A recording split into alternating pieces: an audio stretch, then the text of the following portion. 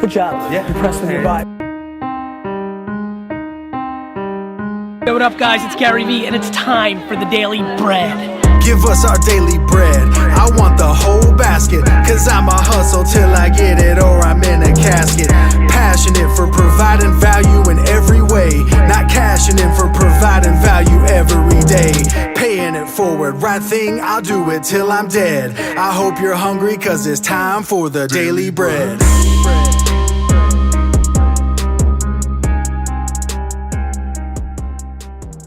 You got to be active at building the business, and how big you want to build is up to you. I actually want to give a shout too, man, to my boy Tyler Harris right here. I know he's away texting, man. Motivation Peaks right here is out here. But if you're serious about this recruiting deal, then work every single day to do what you got to do to replace yourself. That's the secret, to replace yourself. People are so scared that they're going to bring someone in that's bigger or better than them.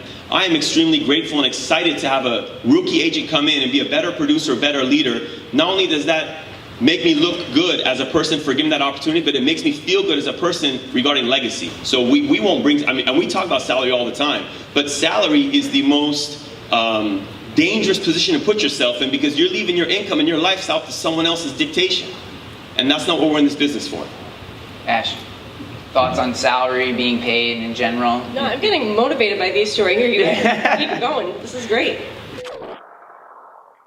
This is the Breadwinner Podcast, hosted by entrepreneur, influencer, and sales wolf, Tyler Harris. All right, what's up, everybody? This is the Breadwinner Podcast. I'm your host, Tyler Harris, and we are live in the streets of Miami right now. It's crazy.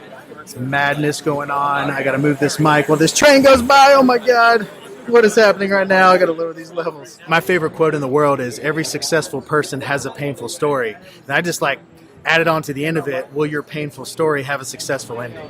And I think one thing I'd like to talk about real quick, and I think you'll be a good one to answer it. So we were just talking a second ago before we recorded the last podcast about how there's kind of this trend going on. And a lot of that, with Lewis Howes' new book, The Mask of Masculinity, and this whole trend of vulnerability kind of becoming okay to talk about, the struggles. In my opinion, vulnerability is the ultimate form of strength. As a leader, building an organization, especially building an organization of salespeople, which is basically just controlling ego after ego after ego, how have you been able to lead by being vulnerable with your team? I believe in servant leadership.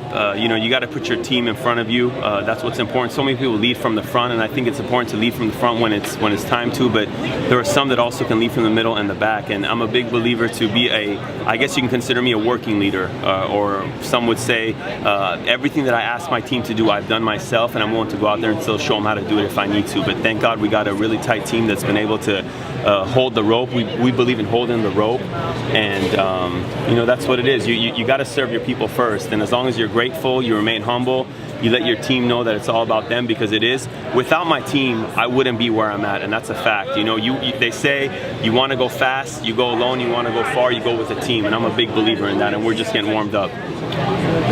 That's incredible. That's kind of where I thought you were going to go with that. And so one thing that I'll give you props for is that you've built a team in fulfillment, which is ultimately what we really want, is to be able to do what you were born to do and surround yourself and have that infrastructure be people that you actually genuinely enjoy being around.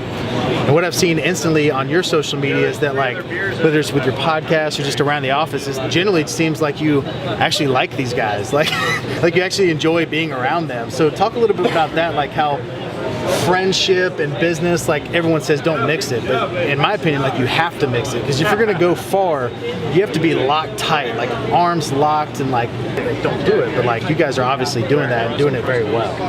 Well, I'll tell you, first of all, you spoke about loyalty, man. I want to give a lot of props to your boy TJ, man. This is one loyal fella, bro. He is not only holding it down behind the camera, but he just literally, for those of you guys that didn't see it, grabbed another camera and he's just doing double duty. So you can't earn this, man. And shout out to TJ's mom, man. God bless her. But I love the fire where you guys are coming from. And going back to your question, I'm a big believer that loyalty is earned. Loyalty is earned, and you got to put your hand out there before you ask for a hand.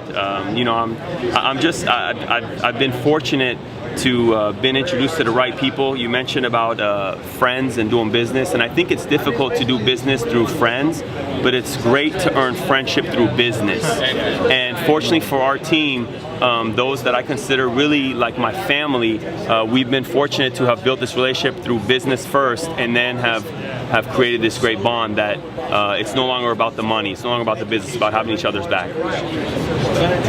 That was way better than I said it, actually, because that makes so much more sense. So I love that.